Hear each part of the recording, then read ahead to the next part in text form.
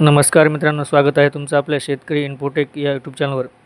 शेतकरी मित्रांनो, लाडक्या बहिणींना आता रक्षाबंधनाची भेट ही लवकरच देण्यात येणार असल्याची माहिती समोर येत आहे.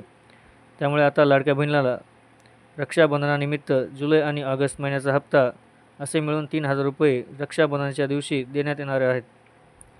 असे सर्व मिळून आतापर्यंत लाडकी बहीण योजनेमार्फत लाभार्थी महिलांना 13 हप्त्यांचे वितरण करण्यात आले आहे.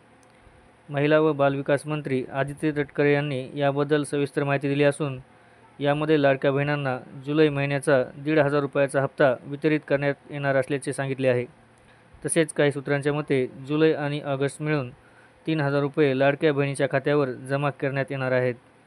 मित्रांनो, आपण अधिक माहिती घेतली असता मंत्री छगन भुजबळ यांच्या ट्विटर अकाउंटवर लाडक्या बहिणींना 3,000 रुपयाचा हप्ता हा रक्षाबंधनाच्या दिवशी वितरित करण्यात येणार असल्याची माहिती समोर येत आहे. त्यामुळे मित्रांनो, आता लाडक्या बहिणींना रक्षाबंधनानिमित्त महाराष्ट्र शासनामार्फत 3,000 रुपयाचे गिफ्ट देण्यात येणार आहे.